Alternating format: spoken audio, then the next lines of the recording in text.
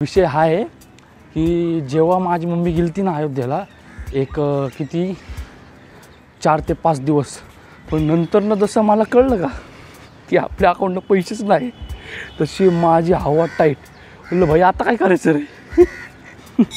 मग ते मला म्हणले की अरे तुला जर काय नाही का म्हणजे काय म्हणतील मराठीमध्ये भेंडी, तुला जर काय हरकत नसेल तर मी डाबा देऊ का. म्हणलं भाई सोन्यावरून पिवळे. पहिल्यांदा मी विचारलं मम्मीने सांगितलं का तुम्हाला.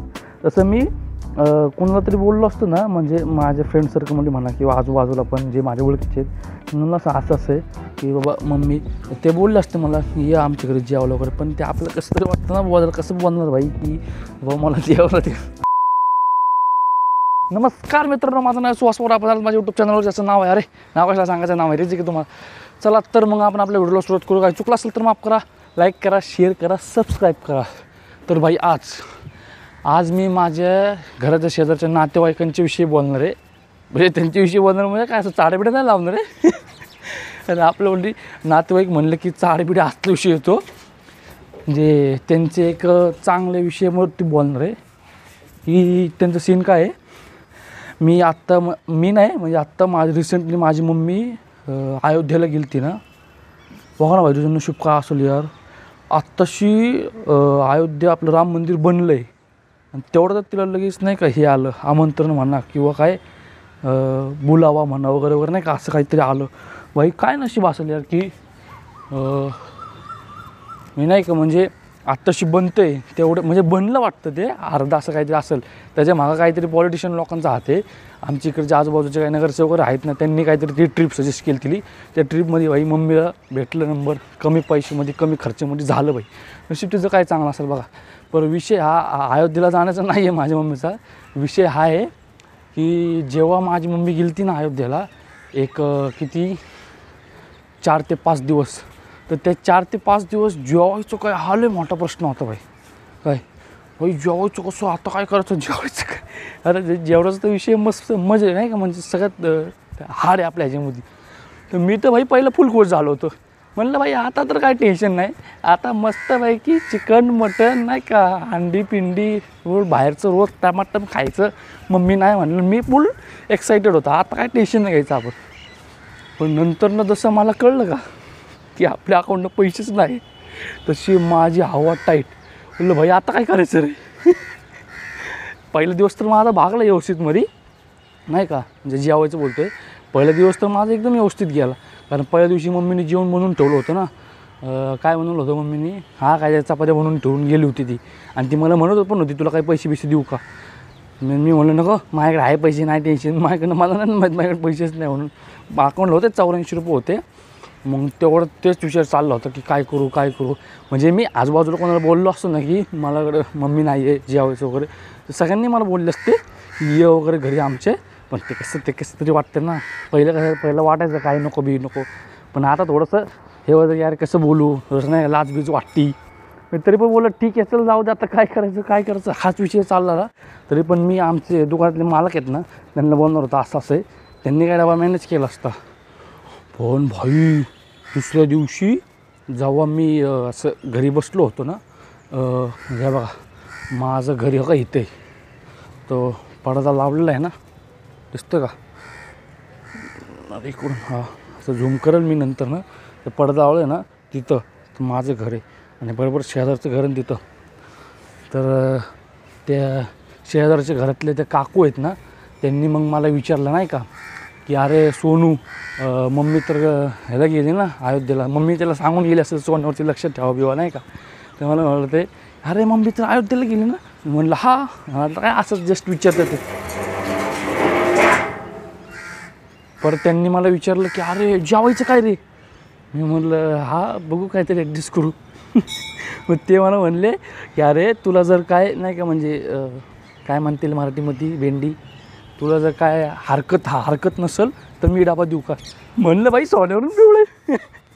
पहिल्यांदा मी विचारलं मम्मीने सांगितलं का तुम्हाला देते वगैरे. ते बोलले नाही मीच विचारते. तर म्हणलं चालेल काय हरकत नाही. मग ते मला काय म्हणले ते का, ते मला म्हणतात आमच्याकडे घरगुती आणि साध्या पद्धतीचं जेवण असतं. अहो म्हणलं तुम्ही काही द्या, चटणी भाकर द्या, पण मी काही काय हरकत नाही, जेवण भेटल्याशी म्हटलं कुठूनही भेटू, काही भेटू. मग त्यांनी भाई खरंच यार, म्हणजे त्यांनी जे 4-5 दिवस हे केलं ना, सांभाळलं ना भाई, खरंच यार, म्हणजे त्यांना सल्यूट आहे. हे असं कोण करत असेल मला माहीत नाही, पण माझ्या बाबतीत तर मी हा पहिल्यांदाच अनुभवलं आहे. म्हणजे असं माझ्यासोबत असं भरपूर जणांनी माझ्यासोबत हे केलेलं आहे, पण ते एक असं असतं ना की एक कनेक्शन टाईप किंवा काहीतरी असं. त्यांनी भाई 4 दिवस रोज मला वेगवेगळ्या प्रकारच्या भाज्या, वेगवेगळ्या प्रकारचं जेवण बरंच यार मानल्यात त्यांना. एक दिवशी काहीतरी पहिल्याच दिवशी अंड्याची पोळी आणि 1-4 चपात्या होत्या, आणि दुसऱ्या दिवशी काहीतरी चण्याची भाजी, बटाट्याची भाजी आणि चपाती होते काय. ते पण भाई काय मस्त झालेलं, काय क्लासिक यार, नाद नाही. आणि तिसऱ्या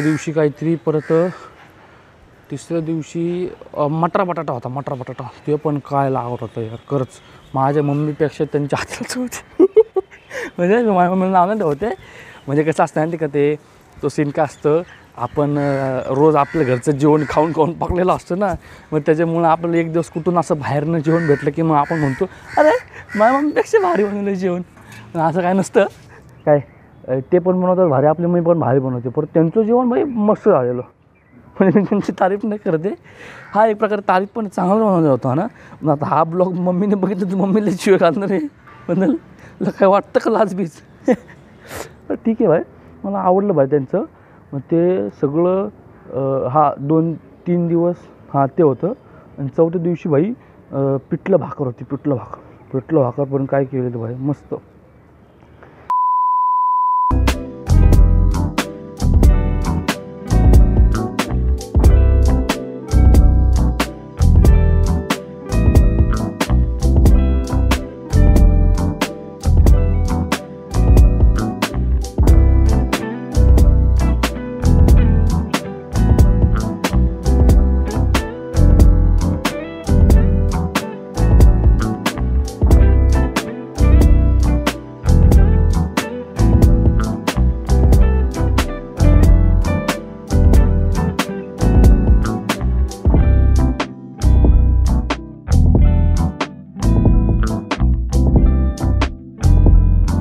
4-5 दिवस बाहेर जेवण दिलं ना मला, भारी वाटलं नाही की कोणतरी आहे असं विचारणं वगैरे टाईपमध्ये. नाही तर आपलं काय त्यांच्या जास्त संबंध नाही, घरी यायचं घरी जायचं. मम्मीचं त्यांचं बोलणं असतं, पण मी त्यांच्या संग काय आपलं जास्त नाही बोलणं, आपलं हाय बाय तेवढं पुरतं बस.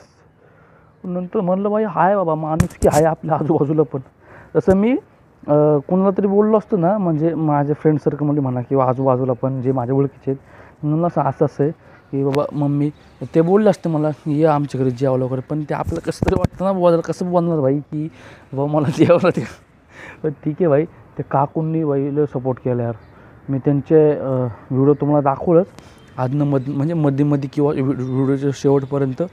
भाई त्यांना सॅल्यूट आहे यार खरंच.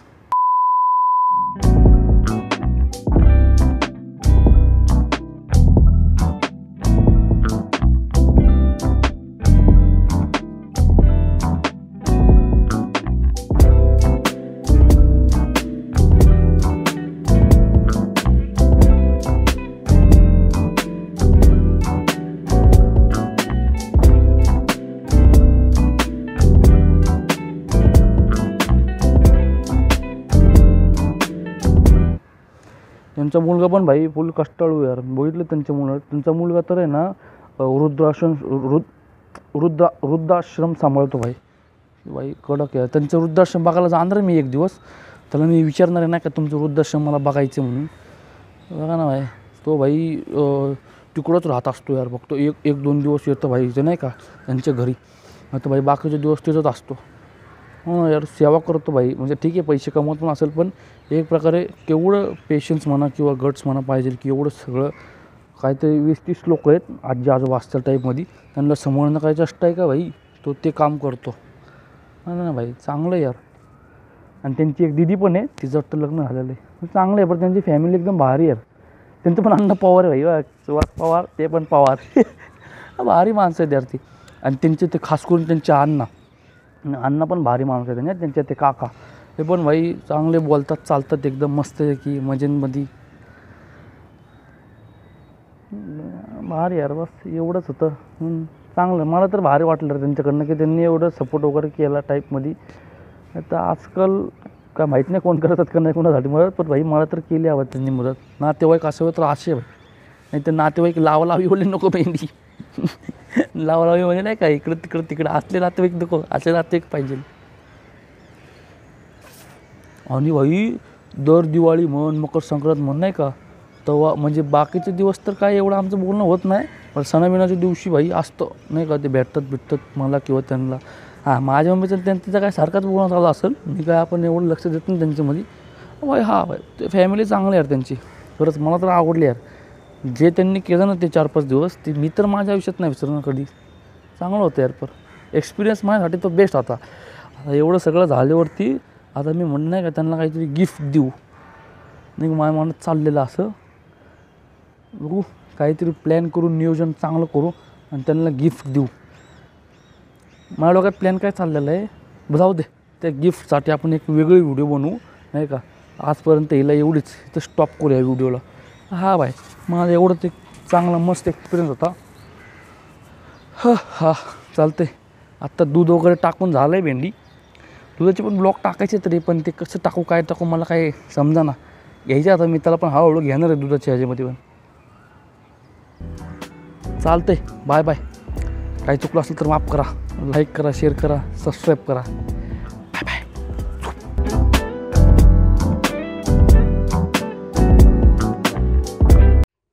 बघ भाई, आज त्यांनी आज स्पेशल उडीद वडे वर्सेस इडली. भाई नातेवाईक होतं भाई ऐसे.